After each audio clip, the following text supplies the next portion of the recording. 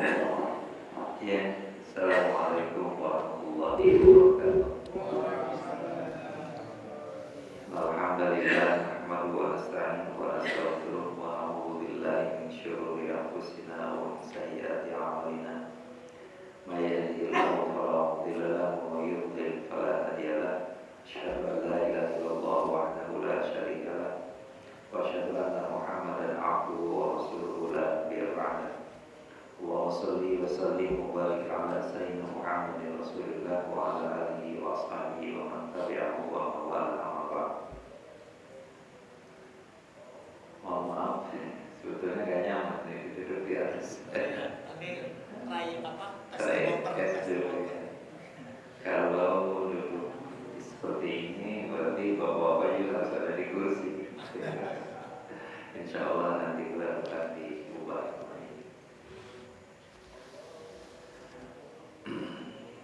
Sebelum kita membaca beberapa ayat suci Al-Quran dan menerjemahkannya, kita baca, ikutin saja doanya, insya Allah lama-lama akan hafal. Nah, itu yang diajarkan oleh guru-guru yang kalau bisa. Allahumma inni as'aluka rahmatan nabiyyin wa hifdzal mursalin wa ilhamal malaikatil muqarrabin. Allahumma aghnini bil ilmi wa zayyinni bil hilmi wa akrimni bit taqwa wa jammilni bil afiyati ya arhamar rahimin. Allahumma inni as'aluka fahman nabiyyin wa hifdzal mursalin wa ilhamal malaikatil muqarrabin. Allahumma aghnini bil ilmi wa zayyinni bil hilmi wa akrimni bit taqwa wa jammilni bil afiyati ya arhamar rahimin. Allahumma inni as'aluka fahman nabiyyin wa hifdzal mursalin wa ilhamal malaikatil muqarrabin. Allahumma aghnini bil ilmi wa zayyinni bil hilmi wa akrimni bit taqwa wa jammilni bil afiyati ya arhamar rahimin. Pada pagi hari ini jemaah yang dimuliakan Allah, kita akan membaca tadabbur, tafakkur, itu mirip ya polanya. Tafakkur, tadabbur sudah dijelaskan. Tafakkur artinya memikirkan, tadabbur juga memikirkan, cuma yang dipikirkan adalah makna. Kalau tafakkur segala hal, kalau ayat karena yang mau dimengerti adalah maknanya, maka tadabbur. Kalau alam semesta, langit, bumi, angin, air, bulan, bintang, itu tafakkur. Tentang tubuh kita tafakkur, ayat kaumnya. Sedangkan ayat qauliyah kita katakan tadabbur, memikirkan dalam rangka memahami, tapi bukan menafsirkan. Kalau tafsir itu satu ayat mungkin 1 jam ya. Kalau tadabbur itu kita hanya memikirkan saja, memahami saja. Dan kenapa pula dibacanya banyak tadabbur ya? Karena kita mohon kepada Allah SWT, mudah-mudahan ada satu kata, ada satu ayat dari yang kita baca itu Allah masukkan ke dalam hati kita. Allah jadikan hidayah penuntun hidup kita. Pada hari ini saya akan mulai dari ayat yang ke-20, 43 dari surat Al-Furqan, surat ke-25. A'udzu billahi minasyaitonir rajim. Bismillahirrahmanirrahim. Ara'aita man ittakhadha ilahahu hawahu. Apakah kamu sudah melihat? Apakah kamu sudah menyaksikan orang yang menjadikan ilahnya itu adalah keinginannya atau nafsunya? Ini pertanyaan kepada Nabi Muhammad SAW. Apakah kau Muhammad pernah melihat orang yang menjadikan hawanya, nafsunya, keinginannya sebagai ilah? Ilah itu apa? Ilah itu adalah yang kita patuhi tanpa ada reserve, tanpa mempertanyakan. itu hilang. Kenapa kita sholat? Gak perlu mempertanyakan kenapa kita harus sholat, sholat saja. Kenapa kalau naik haji harus keliling Ka'bah? Memang karena itu yang diperintahkan, tidak perlu dipertanyakan. Kenapa sa'i bolak-balik 7 kali antara Safa dan Marwah? Gak usah dipertanyakan, itu ibadah. Ibadah kepada ilah, artinya tunduk dan patuh dengan tanpa mempertanyakan kenapa. Saum, kita melakukan puasa tidak harus memikirkan kenapa harus puasa. Adapun di belakang hari ada orang yang meneliti hikmah atau manfaat dari saum, itu lain persoalan. Tapi asalnya adalah saum saja, nikah saja. Karena semua yang diberitakan oleh Allah pasti ada nilai baiknya, hikmah yang baiknya. Sementara semua larangan Allah SWT pasti ada mudaratnya. Tetapi pada dasarnya ketika kita mendengar perintah Allah dan mendengar larangan Allah, kita laksanakan aja perintahnya, tinggalkan saja larangan. Karena yakin bahwa semua ada maksud dan tujuan. Kenapa diperintah, kenapa dilarang. Ada orang yang menjadikan hawanya, nafsunya menjadi ilah. Orang yang berzina itu mengikuti ilah, nafsunya. Dia gak bertanya lagi kenapa berzina. Orang yang korupsi adalah orang yang melakukan hawa nafsunya. Tidak mempertanyakan lagi bagaimana dampaknya dan dosanya. Orang yang meraih kekuasaan dengan melakukan segala macam cara, itu ilahnya nafsunya. Singkat kata, kalau kita melaksanakan apapun hanya berdasarkan nafsu, itu berarti sudah menjadikan ilahnya adalah nafsu. Sesuatu yang dipatuhinya tanpa mempertanyakan adalah nafsu. Yang diceritakan orang lain, ada orang yang mirip di kampung sana, ada yang menyembah berhala gitu ya. Ceritanya ini juga seolah-olah gitu. Tapi sebenarnya yang disinggung adalah kita sendiri. Apakah kamu pernah melihat orang yang hawanya itu dijadikan ilah? Jangan-jangan ada pada diri kita. Introspeksi untuk diri kita sebenarnya. Dan untuk melihat sekitar, tujuannya adalah supaya kita tidak mengikuti, tidak mencontoh. Ya. Banyak orang yang menghilangkan nafsunya. Yang pertama, ini untuk diri kita supaya kita tidak terjerumus ke dalam memperilah nafsu kita, keinginan kita. Yang kedua, tentunya untuk mengamati, melihat sekiranya ada orang yang mempertuhankan, memperilahkan nafsunya, dan kita tidak perlu ikuti, karena pada dasarnya orang itu seringnya ikut-ikutan, ikut aja. Nah, kalau kita sudah tahu, pasti kita tidak ikut kepada orang yang menjadikan nafsunya sebagai ilah. Afa'an tatakunu alaihi wakila, apakah engkau akan menjadikan penjamin, penolong bagi orang yang semacam itu? Ini pertanyaan kepada Nabi. Teksnya pertanyaan, tapi maksudnya kamu tidak boleh menjamin, kami tidak boleh memberi syafaat, menolong bagi orang yang berilah. Artinya tidak mungkin Nabi memohon kepada Allah, ya Allah, izinkan untuk memberi syafaat kepada orang yang menjadikan nafsunya ilah.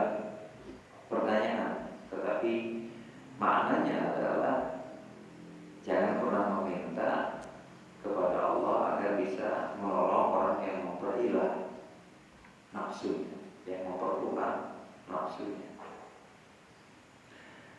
Makna yang lebih jauh lagi adalah orang yang sering memperilah nafsunya dan belum bertaubat, berarti tidak akan mendapat, tidak akan bisa menjadikan Rasul sebagai wakil, sebagai pelindung. Enggak.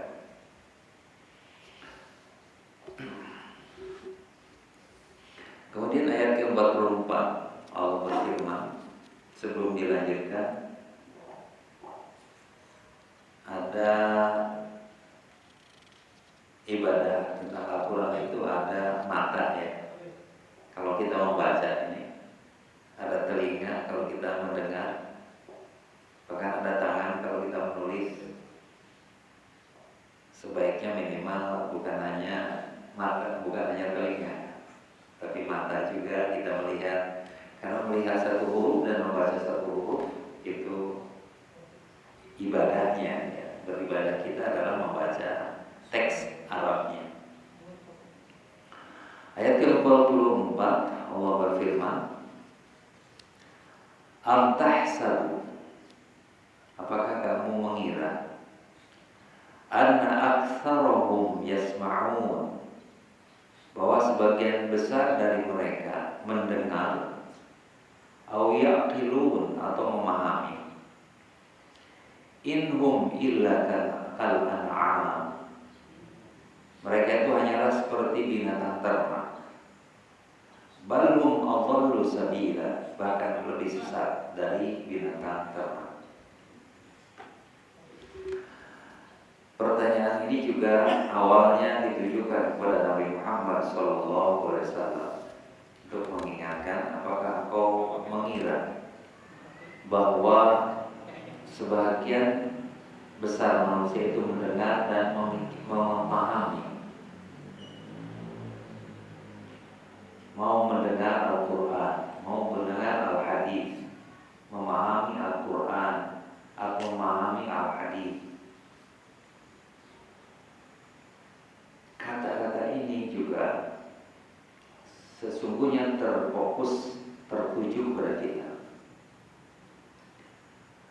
Apakah kamu mengira bahwa sebagian besar orang itu mendengar, mau mendengar, atau mau memahami? Banyak kan dari kita tidak mau mendengar, tidak mau memahami, tidak mau mendengar apa yang disampaikan Al-Quran, peduli amat. Tidak mau memahami apa yang disampaikan Al-Quran, peduli amat. Lagi-lagi yang diceritakan orang lain, padahal sesungguhnya menegur diri kita. Ayat ini harus terpulang ke kita. Jangan-jangan kita mendengar Al-Quran pun gak mau, mendengar penjelasan Al-Quran pun gak mau. Kalau ditujukan ke Al-Quran, wahai para wanita, tutuplah auratmu. Tapi nggak mau mendengar itu, panas ya, nggak mau mendengar itu, kemudian nggak perlu didengar atau nggak perlu dipahami. Kenapa harus memakai penutup aurat? Atau diperintahkan zakat, infak, nggak mau mendengar karena akan menghabiskan atau mengurangi hartanya, dan tidak memahami kenapa harus berinfak, harus bersedekah. Karena sudah dikatakan bahwa setiap perintah itu ada hikmahnya, makanya kita harus paham. Dan itu pun sudah dijelaskan oleh Allah Subhanahu wa taala. Misalnya salah satunya adalah tentang sedekah. Allah Subhanahu wa taala menyampaikan siapa yang berinvestasi kebaikan, madzalladzi yuqridullaha qardan hasanah. Siapa yang berinvestasi kepada Allah kebaikan, entah itu sedekah harta, sedekah ilmu, sedekah tenaga, sedekah, fa yudha'ifahu lahu wa lahu ajrun karim. Allah akan melipat gandakannya, dan bagi dia ada pahala yang mulia nanti di akhirat.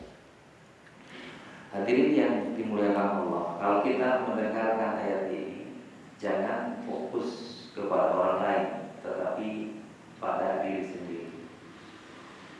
Sudahkah kita mau mendengar Al-Quran? Sudahkah kita mau mendengar Al-Hadis, pesan-pesannya?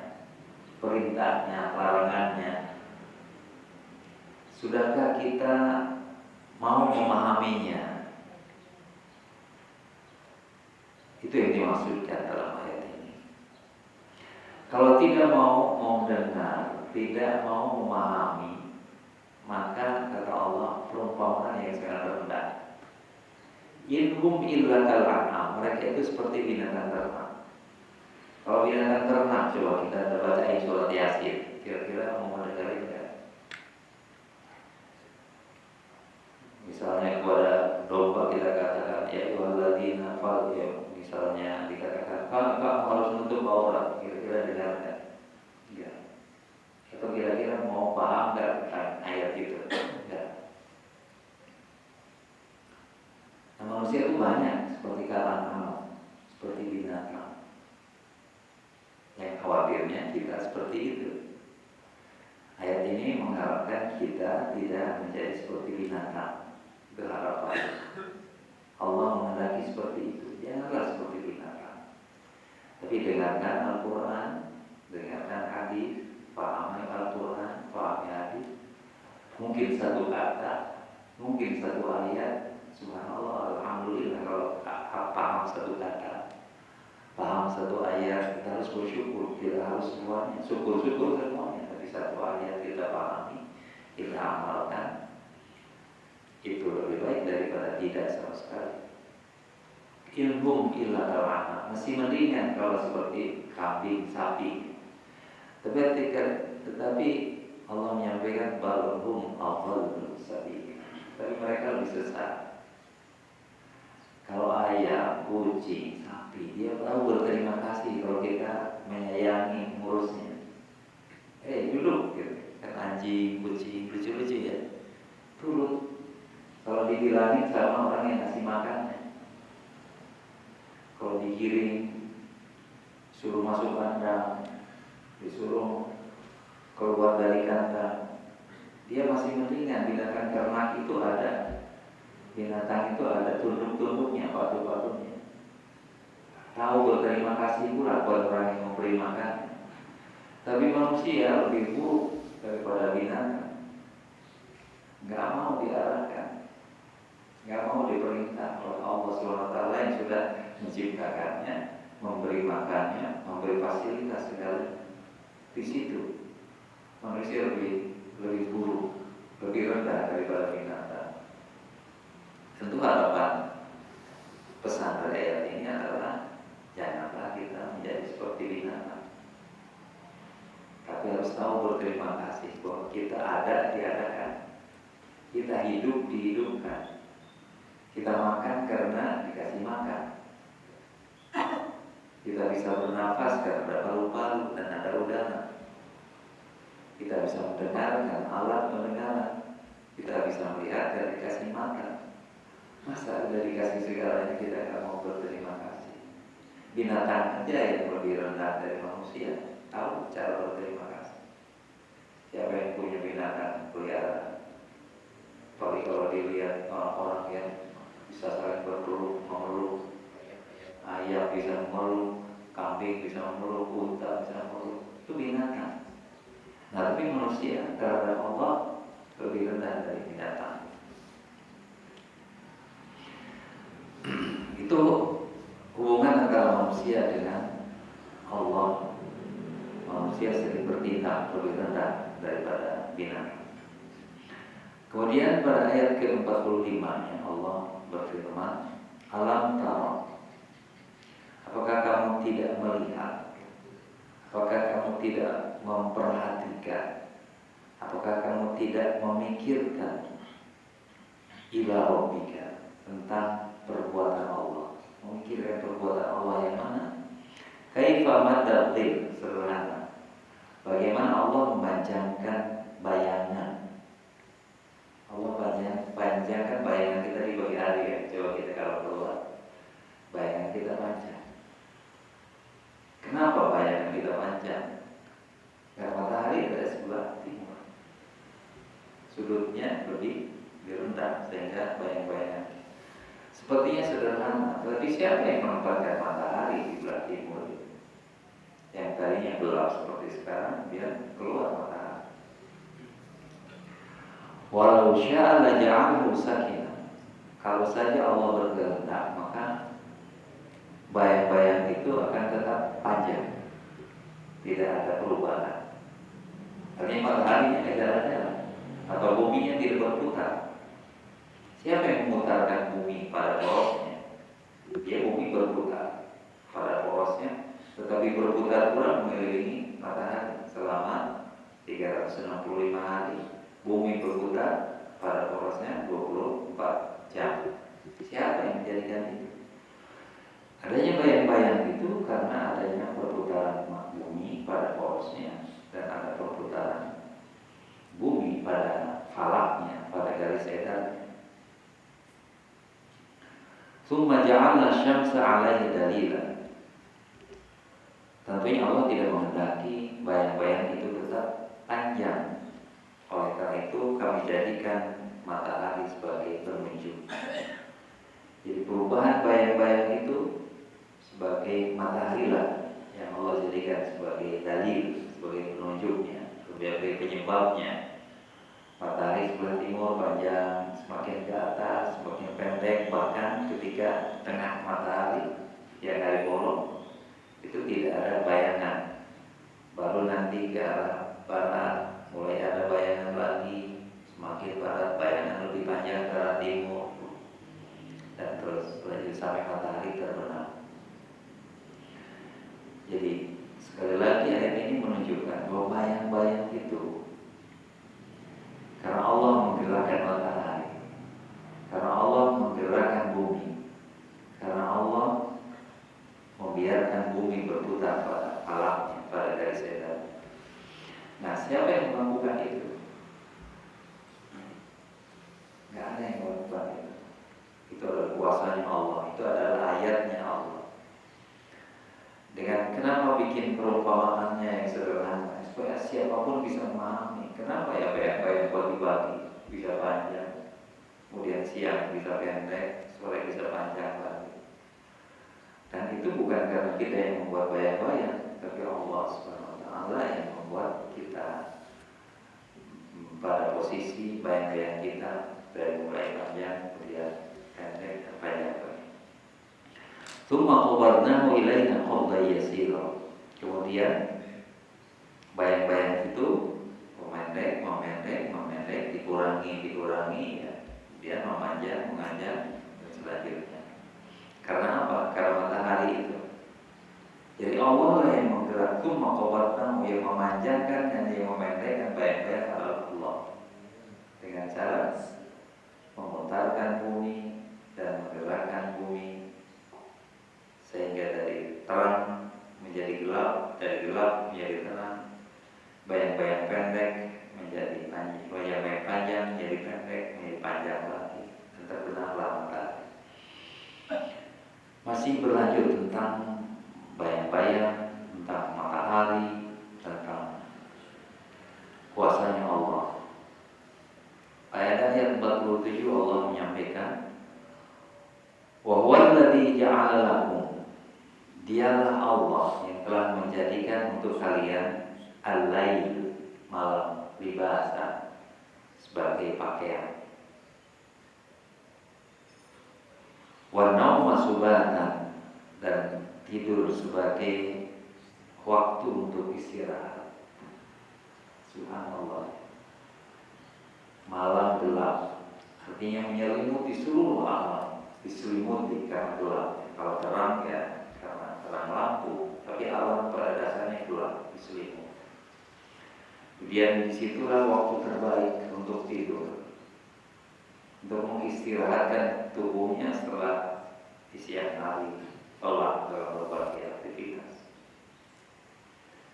Siapa yang menyebabkan itu? Siapa yang menjadikan itu? Allah menjelaskan kepada kita. Itulah Allah yang mendatangkan, yang mempertukarkan malam, siang dari malam, dan malam menjadikan tempat kita untuk istirahat.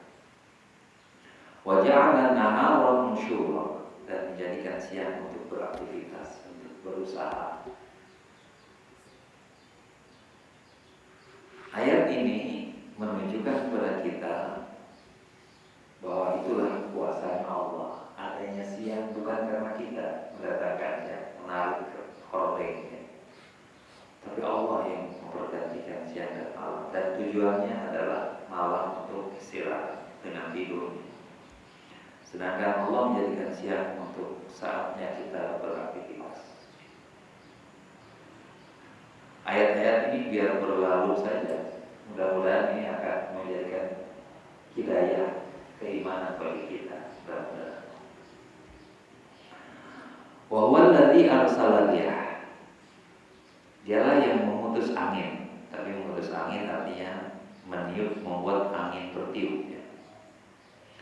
Busyran baina yaday rahmati, sebagai kabar gembira datangnya rahmat dari Allah. Sebelum hujan turun, angin berembus, dingin. Kalau di kota nggak terasa, ya. Kalau di kampung juga terasa. Ada angin dulu bertiup, kemudian datang hujan. Setelah angin bertiup itu kemudian datang hujan. Wa anzalna minas samaa'i ma'an tahura. Kemudian kami turunkan dari langit air yang suci. Ini juga tanda kuasa Allah. Bisa bergerak awan-awan di atas itu kan, kalau nggak digerakkan dengan angin dia bergerak. Kalau kita di pesawat itu kan di bawah dia diam, tapi Allah kirim ke suatu tempat yang Allah inginkan hujan, maka bergeraklah awan itu ke sana dan menjadi hujan. Dan ayat ini di ujungnya Allah menyampaikan wa anzalna minas samaa'i ma'an tahura. Allah turunkan air yang suci.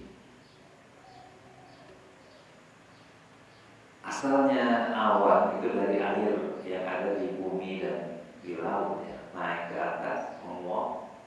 Padahal asalnya mungkin ada dari benda apa aja, ada dari yang kotor, dari yang bersih, dari air kotor, air bersih, menguap semua ke atas.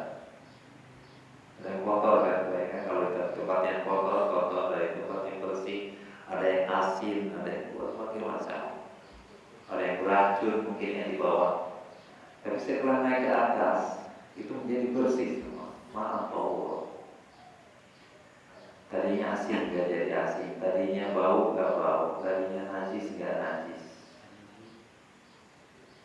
Bisa dibayangkan air yang di bumi itu bermacam-macam, dari benda, dari tempatnya, ada yang bersih, ada yang kotor. Dan kemudian naik ke atas, kemudian Allah turunkan menjadi air yang suci, untuk bersuci, untuk wudu, untuk mandi dan lain sebagainya.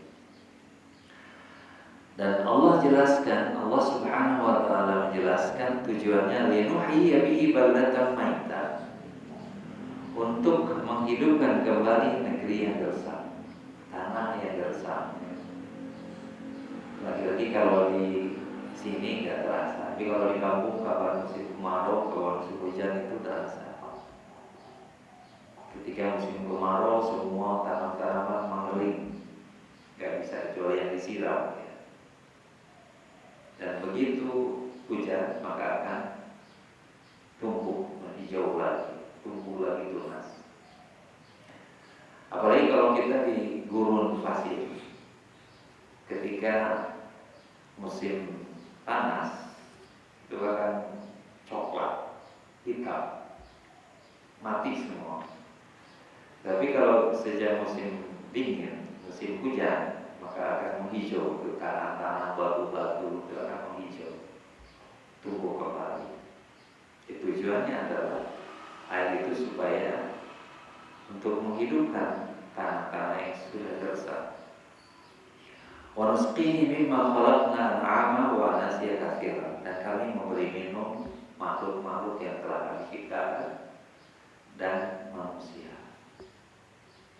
Bayangkan kalau nggak ada hujan, dari mana air? Nggak ada air, tapi Allah turunkan dari langit itu melalui angin, melalui hujan, melalui salju, melalui embun. Kalau kita melalui hujan, ada reservoirnya gunung, tentu ada gunung salah, gunung gede. Dia menjadi penyimpanan air yang akan mengalir terus-menerus. Kalau di negeri lain, misalnya Swiss, bukan gunung dalam yang pewarna tapi dalam bentuk es yang menggumpal, kayak gunung Himalaya. Sungai Indus itu akan mengalir dari air es yang mencair menjadi sungai. Begitu juga di Swiss, mungkin ingat Ridwan Kamil, putranya wafat di sana. Itu hulunya adalah air es yang mencair. Ketika saya berbicara karena begitu derasnya salju di Kapadokia, saya tanya, apa nggak repot tinggal salju? Kami sudah biasa, dan kalau nggak ada salju dari mana ada air? Nggak ada air. Jadi salju adalah sumber air, dan semua sama prinsipnya dari atas. Wa anzalna minas sama'i ma'an tahura. Kami yang menurunkan, nggak ada yang bisa menurunkan. Masa mau kita lebih luar dari binatang sehingga mau terima kasih kepada Allah, dinaikkan ke atas. Kita tuh udah dikasih air, dikasih siang, dikasih malam untuk istirahat, dikasih tempat waktu untuk bekerja. Masa sih nggak mau mendengar?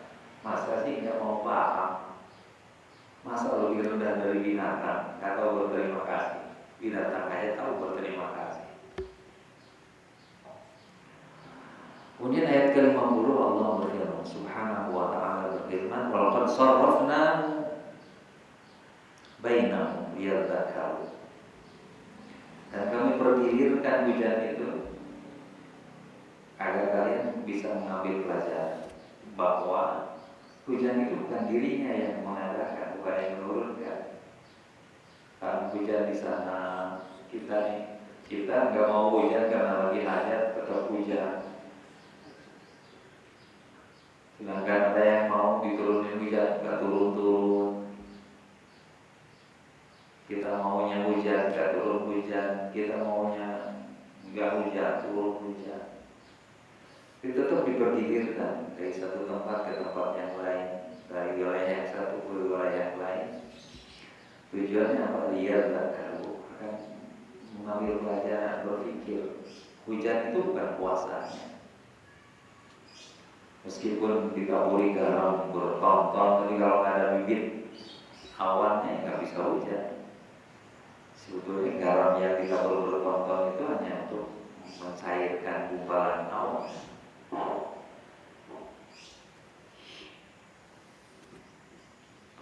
Faba kalau nasi illa kufur. Berarti sebagian manusia menolak bahwa itu kuasanya Allah, nggak menyadari, nggak mau mengerti bahwa itu kuasanya Allah.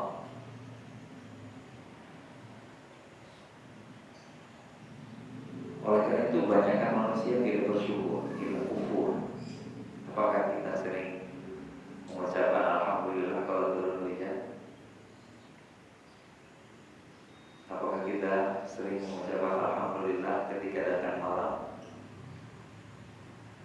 Apakah kita mengucapkan alhamdulillah ketika datangnya pagi? Apakah sering kita alhamdulillah kalau kita sudah minum, sudah makan? Apakah kita sering membaca alhamdulillah kalau kita bisa beraktivitas? Banyak kita lupa.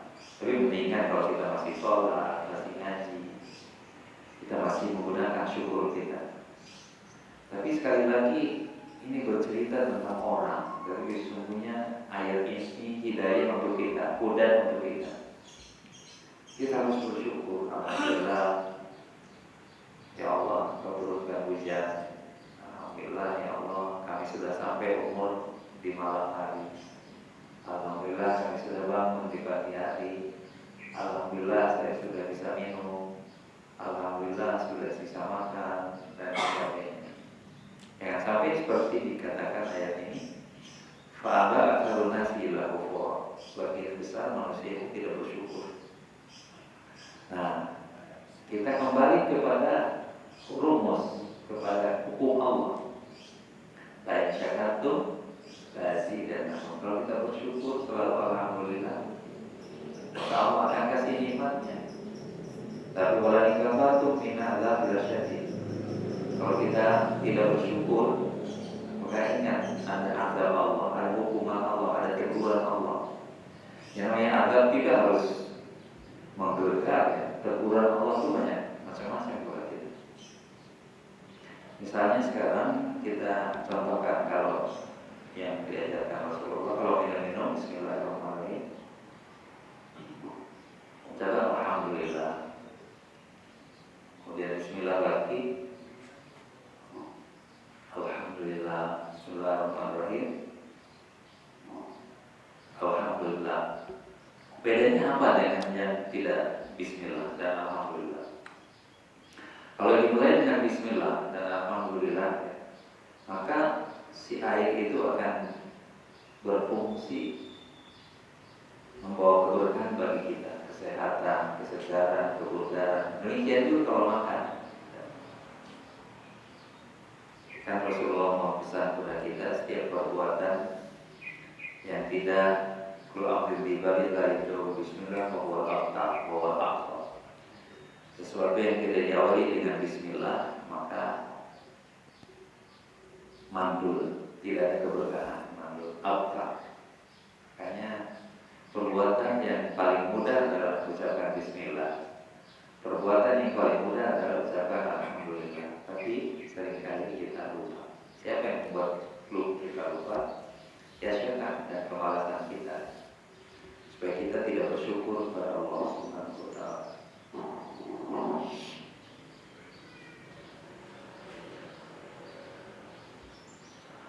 Kemudian kita lanjutkan ke ayat ke-51. Walau syi'na laba'athna fi kulli qaryatin nadhira. Kalau kami menghendaki, kami pasti mengutus seorang rasul memberi peringatan di setiap tempat, di setiap negeri. Jadi kalau kata Allah, firman Allah, kalau kami mau menghendaki, maka di Indonesia ada rasul, di India ada rasul, Singapura ada rasul, memberi peringatan. Tapi Allah tidak membuat seperti itu. Ya, kalau saja, karena cukup dengan Nabi Muhammad SAW, sudah cukup satu. Kenapa? Karena sekarang sudah informasi sudah bisa sampai ke seluruh dunia. Kita ngomong di sini bisa ditonton di Amerika. Jadi informasi dan ajaran yang disampaikan oleh Nabi Muhammad itu selesai sampai ke seluruh dunia. Tidak perlu ada banyak memberi peringatan, nanti harus konferensi dulu ya. Bagaimana membentuk polisi. Itu cukup satu sebagai uswah. Cukuplah Nabi Muhammad SAW sebagai teladan yang sebagai contoh bagi kita semua.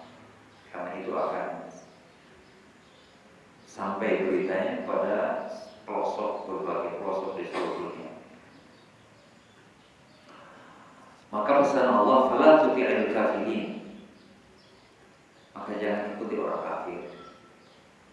Orang kafir itu sudah menjadikan nafsunya sebagai ilah. Ya coba kalau bukan karena nafsunya, kenapa sih patung disembah? Kenapa matahari disembah? Dia kan yang ngikutin nafsunya aja, keinginannya aja. Orang kafir. Maka jangan ikuti, mengikuti patung. Karena banyak juga orang yang Islam akhirnya menjadi penyembah patung, penyembah berhala. Kalau tuti'il kafirina dalam pengertian jangan ikuti cara-cara orang kafir. Tentunya yang bertentangan dengan ajaran Islam. Karena orang kafir juga banyak melakukan dengan perbuatan yang selaras dengan orang Islam. Orang kafir banyak yang sedekah. Konghucu banyak yang sedekah. Tapi kita bukan mengikuti Konghucu kalau sedekah. Memang di Islam diajarkan. Artinya bukan semua yang dilakukan orang kafir itu jahat, tidak. Tapi semua kebaikan yang dilakukan orang kafir sebetulnya Islam sudah mengajarkannya. Miwajah ini jihad dan kabirah. Kemudian berjihadlah, berjuanglah dengan sungguh-sungguh menghadapi orang kafir. berjihad apa? Bihi, dengan Al-Quran. Jadi kalau sudah dengan menghadapi orang kafir, yang harus ditegakkan adalah Al-Quran. Berjihadlah. Kita kan seringkali kita mengekor ya, ketika orang kafir itu pokoknya menentang ajaran Allah dengan terang-terangan ya kafir, misalnya mendirikan tempat maksiat gitu. Maka yang harus ditegakkan apa? Ajaran Allah. Ya nggak boleh ada maksiat, boleh ada perzinahan, dilokalisir, ada boleh ada perjudian. Kenapa? Karena dilarang oleh Al-Quran, oleh Allah dalam Al-Quran. Tidak boleh judi, tidak boleh berzina. Ya, harusnya dilarang. Itulah amar ma'ruf dan nahi munkar. Dalam berdakwah itu sesungguhnya yang berat nahi munkar. Amar ma'ruf gampangnya amar ma'ruf gitu. Nggak ada yang mengancam, nggak ada yang. Tapi kalau sudah nahi munkar, mungkin diancam, dibunuh, diancam ditembak, diboikot ekonominya. Kita saksikan orang yang berani nahi munkar itu pasti dipersulit oleh pengusaha, dipersulit oleh orang, dipersulit oleh penguasa kadang-kadang. Itu karena nahi munkar. Tapi kata Allah wajah itu ya ada kali harus berjihad untuk menegakkan Al-Quran. Kalau sudah berhadapan dengan orang-orang yang menentang Al-Quran. Masih tentang ayat kekuasaan Allah. Wa huwal ladzi marajal bahrain. Dan Allah yang mengalirkan dua lautan. Ada adun furat. Yang satu air tawar yang segar. Wa hadza milhun hujaj, dan yang satu lagi ada air asin yang cenderung pahit. Wa ja'ala bainahuma barzakhan wa hijran mahjura. Dan diantaranya ada pemisah antara yang pahit, yang tawar dengan yang asin. Bapak yang dimuliakan Allah, itu tanda kuasanya Allah. Air tawar, Maurice Bukhari itu diantaranya Mas bisa karena ayat seperti ini, tapi di surat Ar-Rahman. Ada lagi para ilmuwan yang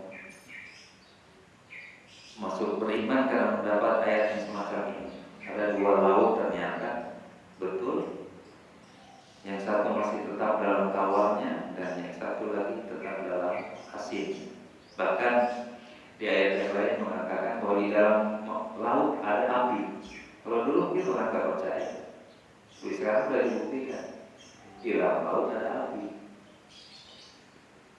Kalau dulu Al-Quran mengatakan di bawah laut ada sungai air tawar yang mengalir.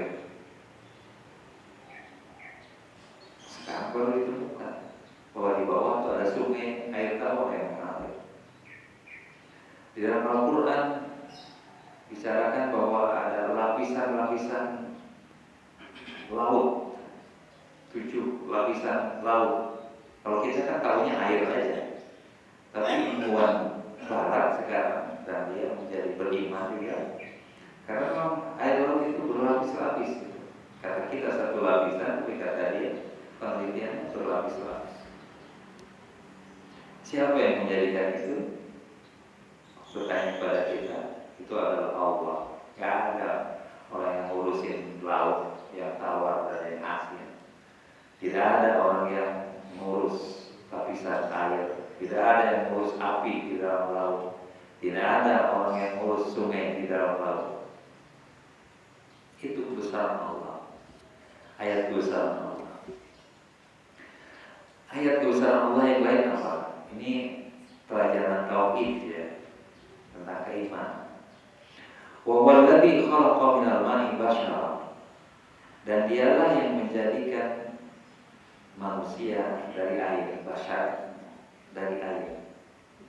Di dalam baik memang David air yang dipancarkan, memang mahin dari air yang hina. Dan di sini Allah jadikan manusia dari air. Itulah kita mau tahu jati diri kita. Jati diri kita adalah dibuat dari sesuatu yang kalau dijual nggak laku. Ada kayak mau beli, bawa ke pasar, bibit kita ada yang beli. Itulah diri kita sesungguhnya. Coba dari air yang hina dijadikan ganteng-ganteng seperti ini, gagah seperti ini. Siapa yang mengubah? Apakah orang tua yang mengubah kita? Lihat kita kepada anak. Apakah kita yang membuat itu anak? Jangankan anak, selembar rambut pun kita buat. Tapi kalau faba kalau nasi la kufur, sebagai besar manusia kufur, gak bersyukur. Kalau dikatakan anaknya cantik sekali, siapa dulu bapaknya? Anaknya cantik sekali, siapa dulu ibunya? Gitu. Padahal dia gak melakukan apa-apa, tidak membuat selai lembar rambut itu. Faja'alahu nasaba wa sirra. Kemudian kami pula yang menjadikan, dia pula yang menjadikan dia punya keturunan. Buyut, eyang, kakek, kemudian bapak, kita, anak, cucu, cicit, nanti terus kita. Dia yang menjadikan. Kalau Allah sudah mau putus. Ada orang yang banyak orang yang mau punya anak nggak punya anak. Ada orang yang punya anak dikasih anak. Saya mau punya anak itu lebih dari 2. Ketika awal nikah, gampang banget ternyata punya anak. Sudah tahun pertama, kedua udah punya anak. Tahun ke-5 punya anak kedua. Saya rencana mau anak itu minimal 5. Tahun 2006 ambil lagi keguguran. 2008 ambil lagi keguguran. 2009 bukan keguguran, malah dikirim. Di situ Allah menunjukkan bahwa bukan kemauan kamu. Kamu udah dikasih 2, dikasih 3 lagi, dikirim lagi sakit. Akhirnya udah pasrah. Alhamdulillah saya udah dikasih 2, 1 anak laki-laki, 1 anak perempuan. Alhamdulillah. Tapi ini Allah ingin menunjukkan minimal kepada saya bahwa bukan maunya kamu. Jadi kalau kami masih mau kasih 2, ya udah 2. Dan memang sampai sekarang 2. Wa kana rabbuka qadira, dan Allah itu yang kuasa. Kuasa yang menciptakan air menjadi manusia, yang menjadikan seorang manusia punya anak, cicit, cucu, cicit, dan seterusnya. Itulah yang membuat Allah. Sepertinya kita memang hanya ikut dalam skenario Allah, berjalannya Allah, ikut arus ibarat air mengalir. Kan kita memang ikut, coba kita dari lahir, nanti mengalir sampai kita mati. Bisa kan menolak? Bisa kan menolak dari anak-anak bayi menjadi anak-anak? Bisa kan menolak dari anak-anak menjadi remaja? Bisa kan menolak dari remaja menjadi dewasa? Bisa kan menolak dari dewasa jadi aki-aki? Ya. Rambut berubah menjadi putih, bisa nggak menolak? Kaki yang dulu bisa lari cepat sekarang bisa sakit, bisa nggak menolak? Kita memang ikut dalam programnya Allah. Wa kana rabbuka qadira. Wa ya'buduna min dunillahi ma la yanfa'uhum wa la yadhurruhum. Tetapi mereka justru beribadah kepada Allah, kepada selain Allah yang tidak bisa memberi manfaat dan tidak bisa memberikan mudarat. Jadi sebagian besar manusia menyembah kepada selain Allah. Ada yang menjadi menyembah kepada manusia yang dituhankan, dan bahkan ada yang menyembah beribadah kepada setan, ada yang beribadah kepada patung. Padahal dia itu tidak bisa memberi manfaat apa-apa, dan dia tidak bisa memberi mudarat apa-apa. Patung tidak bisa ngasih makan, tapi justru dia dikasih makan. Pernah lihat nggak? Kalau kita pergi ke suatu tempat, di situ disediakan makanan apa? Gimana mereka yang ngasih makan kita? kecil juga dulu ibu saya suka sesajen untuk Dewi Sri. Tapi setelah anak-anaknya sekolah, anaknya banyak sekolah, mulai jalan menjelang usia pertengahan umurnya sudah tidak melakukan lagi. Wa kana al-kafiruna ala rabbihil dhahira. Dan sesungguhnya orang kafir itu menentang, melawan Allah, melawan Rohnya, tidak disebut Allah. Melawan Roh itu apa? Pencipta, pengatur, pemelihara. Allah itu mencipta kita, Allah itu mengatur kita. Yang mengatur metabolisme siapa? Yang mengatur detak jantung siapa? Yang mengatur paru-paru kita siapa? Diri kita aja yang kecil. Itu Allah yang mengatur. Perubahan dari air kemudian jadi janin, jadi bayi dan seterusnya. Allah yang mengatur. Roh disebutnya. Roh, kalau itu Rohul Alami. Nah, sebagian orang kafir itu menentang Allah. Sebagian orang kafir itu menentang Allah, melawan Allah. Tidak tahu berterima kasih. Dan orang itu kembali ke atas kal-an'am. Mendingan seperti binatang, tapi lebih rendah dari binatang. Karena binatang yang dikasih makan tahu berterima kasih, bisa meluk tuannya yang kasihnya, bisa menghibur tuannya. Jangankan binatang ikan dia bisa berterima kasih.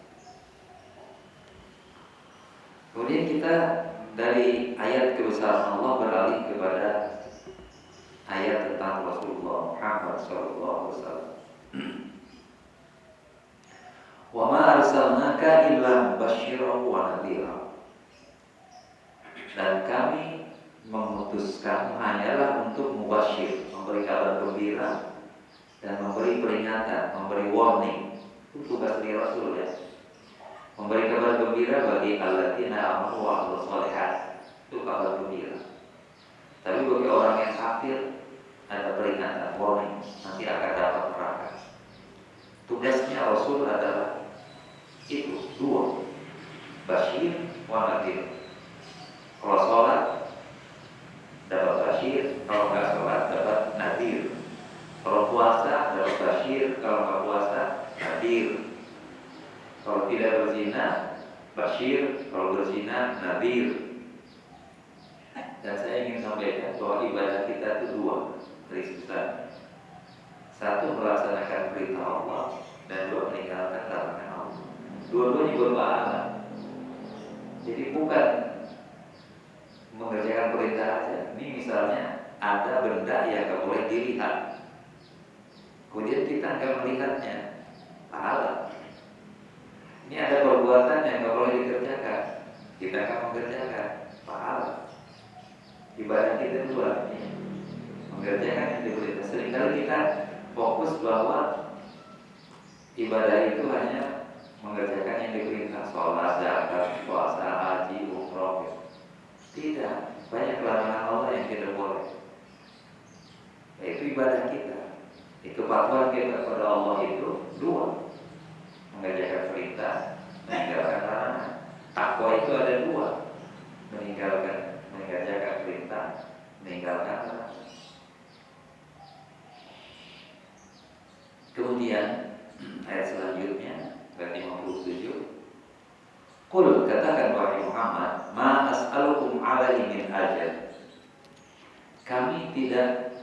Aku tidak minta upah dari kalian. Jadi Nabi harisun alaikum, yang sangat menginginkan kita beriman semua.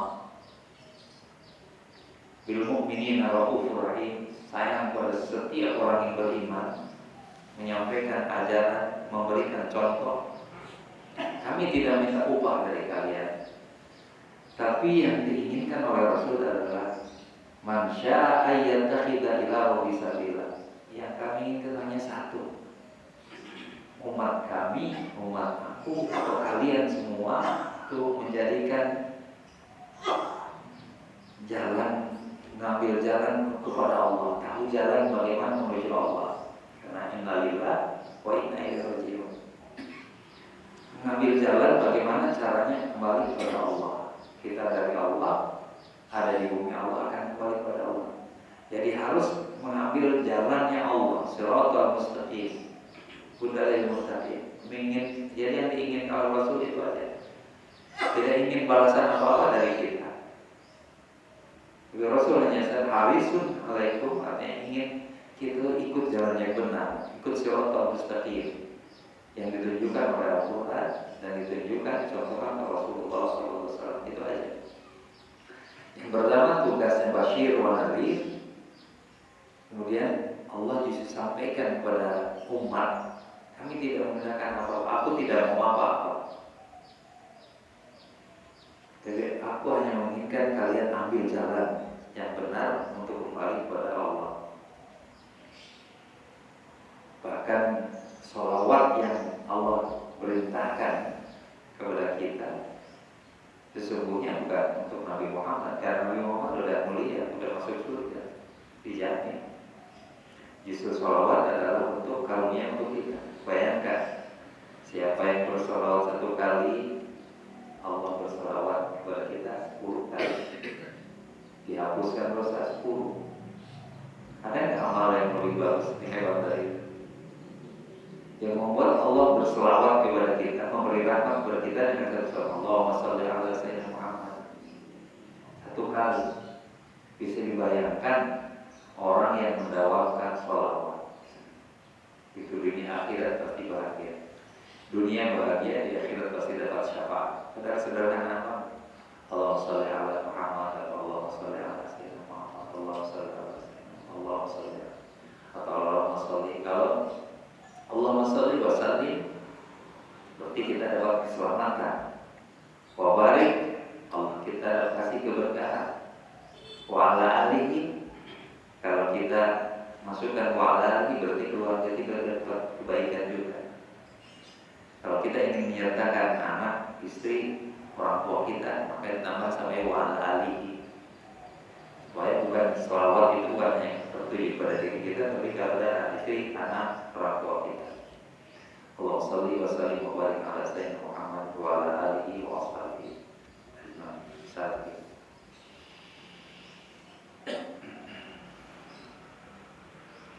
Wa tawakkal 'ala al-hayy alladhi la yamut wa sabbih bihamdihi. Maka bertawakallah kepada Allah yang hidup dan tidak akan mati.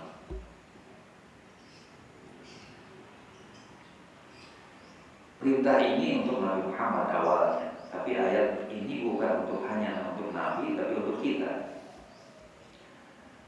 Di sini Allah merintahkan supaya menyerahkan kalau urusan itu kepada Allah yang hidup tidak akan mati.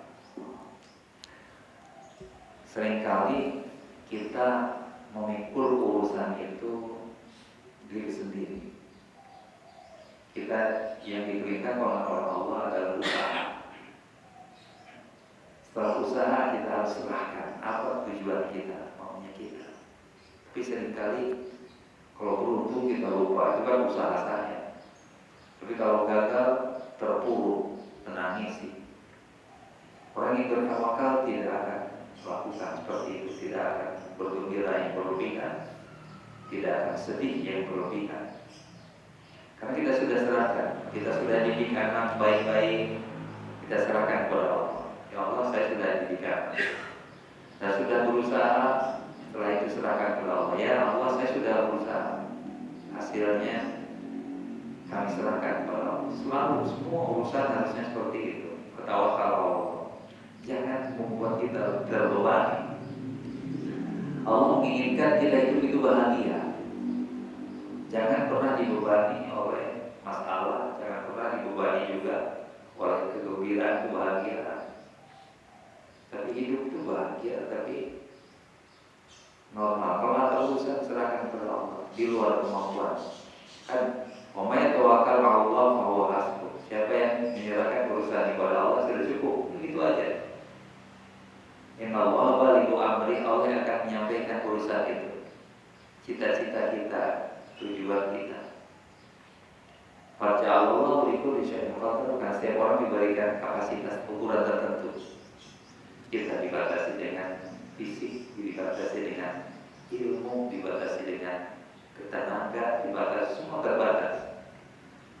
Dibatasi dengan uang, dibatasi segala macam. Tapi Allah tidak ada batasnya. Oleh karena itu serahkan urusan kepada Allah. Jadi kita harus belajar bertawakal. Kayak ibadah kita tawakal. Tawakal menyerahkan urusan kepada Allah adalah ibadah. Kenapa disebut ibadah? Karena diperintah oleh Allah. Kan kata Allah, udah serahkan kepada aku gitu. Kenapa kamu menyerahin? Wa tawakkal 'alal hayyil ladzi la yamut. Kalau kami dari dulu mati, sekarang hidup akan mati. Urusan sudah. Ada satu peristiwa yang pernah saya alami. Hampir di ujung saya, udah perasaan udah mati, mau mati, udah segala macam udah nggak sadar. Perjalanan saya mau ke rumah sakit, naik taksi, di taksi udah saya copotin segala macam, kartu dan segala macam. Kau serahkan kalau ya Allah, saya serahkan. Nggak ada semua yang saya miliki. Anak istri saya serahkan kepada Allah. Saya berkewajiban ngurus kalau saya masih hidup. Tapi kalau engkau sudah memanggil saya, sudah sejak saat ini juga saya serahkan. Saya sengaja ngobrolnya keras, tapi pakai bahasa Arab, supaya istri saya nggak ngerti.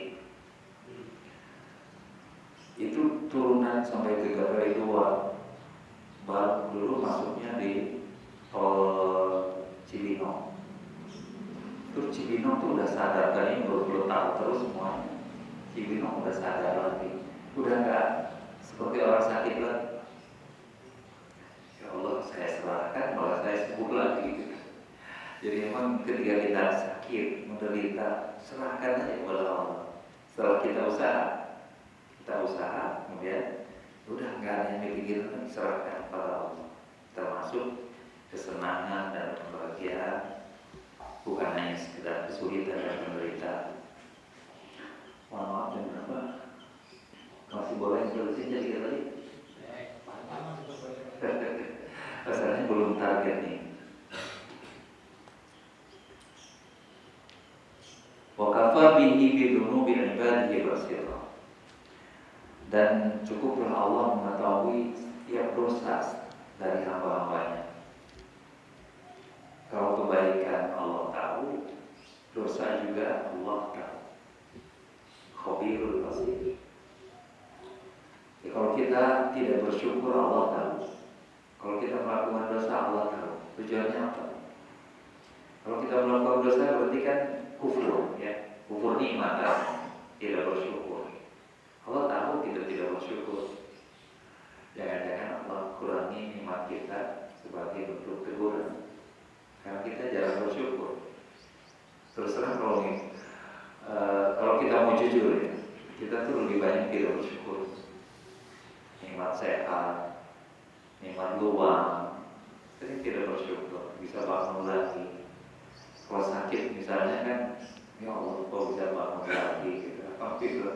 Alhamdulillah. Karena tanpa kesehatan yang diusahakan Allah itu kita tidak mungkin bisa hidup, tidak mungkin bisa sehat.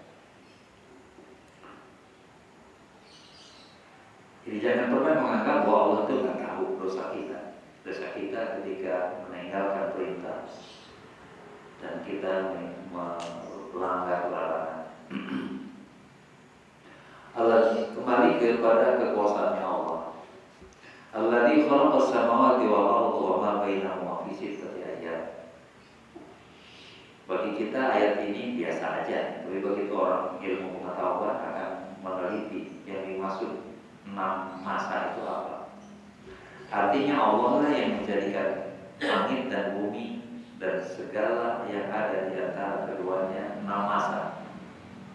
6 masa itu kita tidak tahu berapa ratus tahun, berapa ribu tahun, berapa miliar tahun masanya Allah. Karena Allah tidak mengenal masa.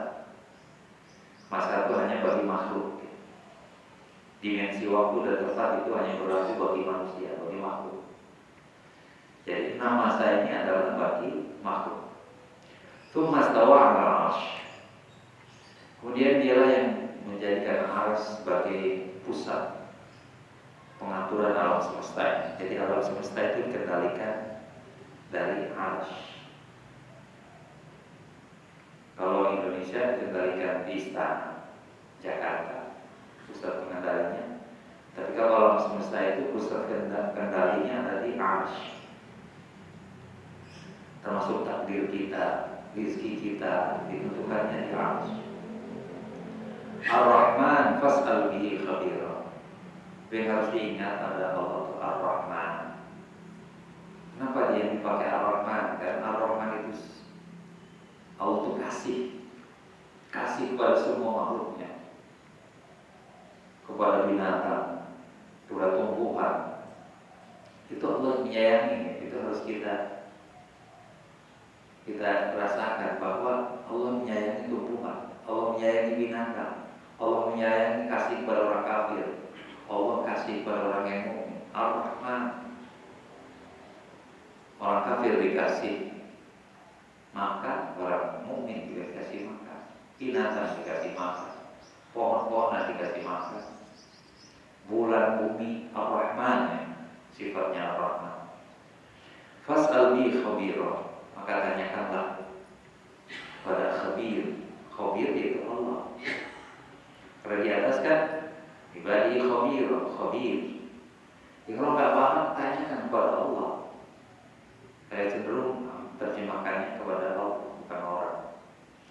Jadi kalau ada masalah pada diri kita, tanyakan kepada Allah. Seringkali bertanya, bukankah sholat itu adalah komunikasi? Bukankah sholat itu audiensi? Seringkali kita tidak memanfaatkan audiensi. Kita menghadap Allah itu wajib 5 kali. Menghadap Allah ya. Jadi bukan gerakan orang, kita menghadap kepada Allah. Tanyakan apapun kepada Allah. Wa idza qila lahum usjudu lirrahman, dan jika dikatakan kepada mereka orang-orang kafir, bersujudlah kepada Allah Ar-Rahman, tidak disebut Allah. Karena ada konsep persamaan, ada Tuhan. Kalau Allah udah cenderungnya kan umat Islam.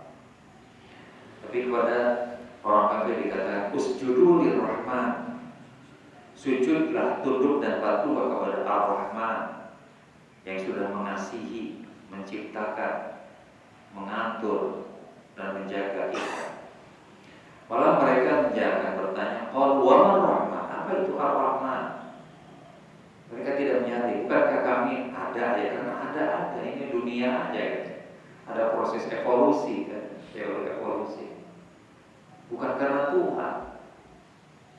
Banyak sampai sekarang orang ateis tidak mengakui ada Ar-Rahman yang menciptakan. Bahkan orang yang kafir akan bertanya, anasjudu lima ta'muruna, apakah kami harus bersujud kepada yang kau suruh? Kepada Nabi Muhammad mengatakan seperti itu. Oleh karena itu wazadahu nufura, dia akan semakin jauh dari Allah. Kita akan baca. Tabarakalladzi ja'ala fis samai burujan wa ja'ala fiha sirajan wa qamaran munira. Maha suci. Tapi maha suci itu artinya, tapi kalau dia tabaraka dari barokah, berkah. Allah adalah sumber kebaikan, sumber rahmat, sumber rezeki segala macam. Yang telah menjadikan bintang-bintang di langit. Kita tidak pernah memikirkan itu. Allah yang menciptakan bintang yang jumlahnya miliaran itu. Harusnya kita merasa kecil ya. Tapi ada orang merasa bangga. Padahal tadi tidak bisa mengubah air menjadi manusia, apalagi menciptakan bintang-bintang. Wa ja'ala fiha sirajan, dan di langit pun Allah menjadikan matahari, wa qamaran munira, dan bulan. Wa huwallazi ja'ala al-laila wan nahara khilfa, dan dia pula yang mempertukarkan siang dan malam. Nah, kayak tadi diulang bahwa Allah tujuannya adalah agar kita bersyukur. Alhamdulillah mau sampai malam, alhamdulillah mau sampai pagi, alhamdulillah ada malam, alhamdulillah ada pagi. Dan tujuannya liman arada ayyata kalau arada syukur, dan kemanfaatannya adalah bagi orang yang mengambil pelajaran dan orang yang bersyukur. Man arada ayyata kalau arada syukur. Bagi orang yang tidak mengambil pelajaran dari datangnya malam, datangnya siang, bagi orang yang tidak mensyukuri datangnya malam, datangnya siang, mungkin akan mengalir begitu aja, tidak akan bermakna. Tapi bagi orang yang mengakui bahwa yang mempertukarkan siang dan malam adalah kuasanya Allah, dan bersyukur dengan adanya siang dan malam, maka malamnya akan bermanfaat. Insya Allah bisa sholat malam, bisa zikir. Siangnya bisa bermanfaat, mungkin bisa usaha, bisa mendatangkan rezeki, kebahagiaan. Malamnya bisa untuk istirahat. Oleh karena itu, jadikanlah kita mengakui bahwa siang dan malam itu adalah Allah yang mau ngatur. Untuk itu kita bersyukur dengan itu, dan kemudian kita juga mengakui bahwa Allah yang mempertukarkan. Kita mengakui, inti sebelum syukur kita harus mengakui. Seringkali kita tidak mengakui dan tidak menyadari. Kenapa kita tidak bersyukur? Karena kita seringkali tidak mengakui. Kenapa kita tidak bersyukur dengan mata kita? Karena kita tidak mengakui bahwa ini adalah penciptaan Allah, pemberian Allah kepada kita. Kenapa kita tidak syukur dengan siang dan malam? Karena kita tidak mengakui bahwa siang dan malam adalah berkat untuk kita. Jadi sebelum syukur kita harus mengakui dulu bahwa yang mengadakan adalah Allah, sehingga kita tahu harus berterima kasih kepada siapa. Sepertinya kucing akan patuh dan bersyukur kepada orang yang ngasih makannya, karena dia mengakui bahwa opung dia ngasih makan, maka kalau yang lain sama patuh. Hanya kepada opung aja misalnya. Seperti itu. Jadi sekali lagi sebagai penutup, mari kita harus mengakui segala ayat dan kebesaran Allah, segala karunia Allah, agar kita bersyukur. Karena kalau kita sudah bersyukur, lazi dan nakum, akan Allah tambah keberkahannya, kebaikannya.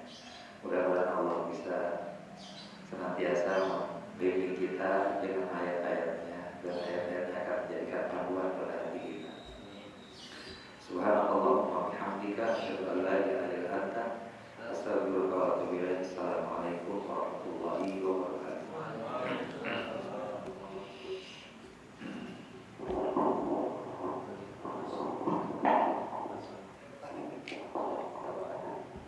Udah siap. Panjangan.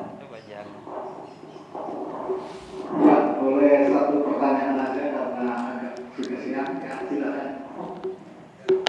Terkait dengan penjelasan bersyukur dan memberikan nikmat Allah Akbar. Ada yang mengatakan bahwa kita mendengar musik itu haram, Ustaz. Itu maksud penjelasan, Ustaz. Mendengar musik, Ustaz. Iya.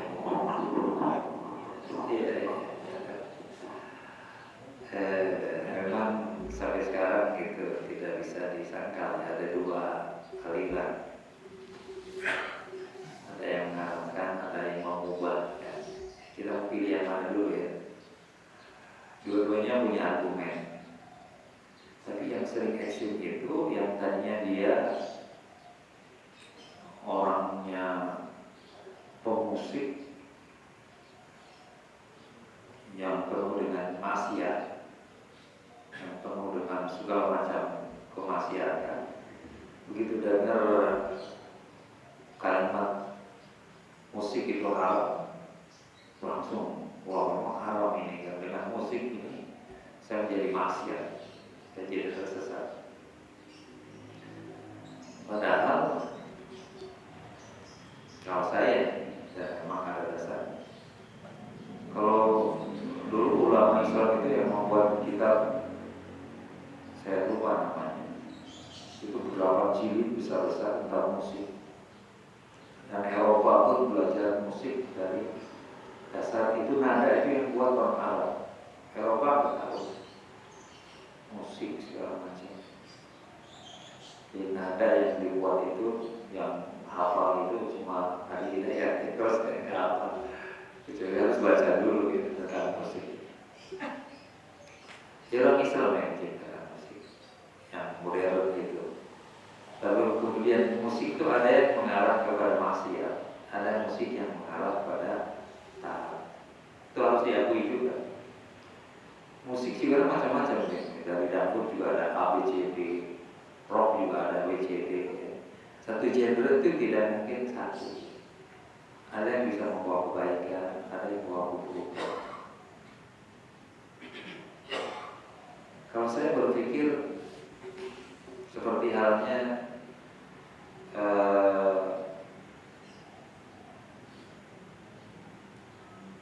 para wali dulu ya, kenapa sudah mau pakai wayang, pakai bola, nongan? Ya karena mereka melihat itu menjadi alat berdakwah. Musik bisa jadi alat berdakwah. Karena alat itu pada dasarnya netral, nggak bisa berdosa dengan alat itu. Yang menggunakannya yang jadi dosa. Kalau bikin musik untuk joget-joget, untuk maksiat, kan ada nadanya juga. Ya pasti itu dosa, pasti haram. Tapi tanpa menentang siapa yang mengharapkan, siapa yang mengharapkan. Kalau saya ibarat pisau. Kalau saya, kalau ada yang beda silakan. Pisau itu bisa untuk yang manfaat, bisa untuk yang membawa. Yang harus tahu kita mana musiknya mudarat, mana musik yang manfaat. Yang seringnya kita nggak bisa membedakan. Bisa musik-musik erotis, masa orangnya berjilbab, joget-joget, musiknya erotis, yang udah haram itu pasti. Kan ada musik koplo atau apa. Kan banyak musik-musik yang memang dari awal diciptakan untuk maksiat. Tapi coba kalau musik ketika Nabi datang wala al-badru alaina, itu kan pakai musik. Itu tergantung musik. Kalau ulama-ulama dulu, kalau ulama sufi itu pakai musik. Bahkan kalau ulama Jalalain Rumi pakai seruling, itu kan indah. Karena dengan seruling dia mungkin dia masuk neraka. Ya artinya karena orang-orang Islam itu banyak yang menggunakan musik. Kalau dulu di kampung orang-orang sufi pakai terbang gede gitu, sambil zikirnya itu pakai terbang, terus selawat pakai terbang, sebutnya terbang, saya nggak tahu kalau istilah. Jadi tetap harus bagi dua. Kalau bagi saya ada musik yang haram, ada musik yang mubah minimal. Kalau mubah tergantung kegunaannya. Cangkir ini mubah, mau diisi apa? Mau diisi teh, insya Allah halal. Tapi kalau diisi yang haram, akan haram juga. Tapi bukan musiknya, bukan gelasnya, isinya gitu. Seperti hal menggunakan budaya, budaya juga itu adalah alat instrumen. Tapi budaya bisa dijadikan untuk dakwah, bisa digunakan untuk taat. Makanya itulah kenapa Islam bisa berkembang dan mudah tanpa peperangan di Indonesia, karena dakwahnya dengan menggunakan budaya. Tapi budayanya yang diislamkan. Saya ingin satu penutup sekali cerita. Dulu mungkin yang sepuh tahu adanya Romo Mahmud ya, dari Kalicode. Di Kalicode itu kalau tidak kesana itu warna-warni, kalau ada kesempatan Kalicode. Dulu ada seorang Romo di Romo Katolik. Orang Kalicode dulu Islam. Sering mengadakan tahlilan, karena tahlilan sudah merupakan transformasi dari ajaran sebelumnya. Kemudian orang wali digunakan sebagai instrumen budaya menjadi untuk berzikir. Itu sudah menjadikan tradisi yang tidak dipisahkan lagi bagi masyarakat, terutama di Jawa, Sunda, di luar saya nggak tahu. Orang selalu ingin tahlilan kalau ada orang yang meninggal. Tapi seperti kita ketahui kan di waktu itu di yang mayoritas di Jogja adalah Muhammadiyah dan mengharapkan tahlilan pada waktu itu. Kegiatan yang sebenarnya Salafi mengharapkan tahlilan, dosa masuk neraka. Akhirnya siapa yang membantu? Dia tetap mengadakan tahlilan, yang kasih biaya, kasih bantuan. Itu Romo Muhammad. Enggak suruh masuk kantor, suruh tahlilan, dikasih makanan, dikasih disupport. Nah setelah itu mereka jadi simpati pada Romo Muhammad. Apalagi Romo Muhammad tinggal di tempat umum Kalijodo, mereka jadi Katolik semua. Nah akhirnya tahun berapa tuh Amin Rais memproklamirkan sekarang kami adalah Muhammadiyah yang tahlilan, dicabut ya, mengharapkan tahlilan. Karena budaya itu kan bisa dijadikan seperti alat. Kenapa wayang boleh digunakan dakwah? Ya karena wayang itu nggak bisa dipisahkan dari orang Jawa. Maka dengan pandainya Sunan Kalijaga menciptakan wayang, menciptakan cerita, skenario. Udah semua orang Jawa terpesona lah. Syaratnya asal baca syahadat kan boleh nonton, murah kan. Cerita baris walaupun nggak ngerti ya asal baca syahadat aja.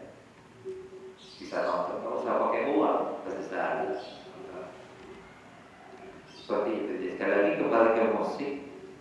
Para wali menggunakan penongan, bahkan bonang itu kan sekarang ada bonang penongan ciptanya dia. Oleh karena itu kalau saya memilih ada yang ubah, ada yang musiknya, apalagi jenis musiknya, alat musiknya ubah. Tapi kalau udah jadi musik bisa ubah usaha. Jadi harus tahu mana yang ubah, mana yang nggak ada yang sunah ya, ubah. Tapi yang ubah itu bisa jadi berguna kalau digunakan bagi kemanfaatan.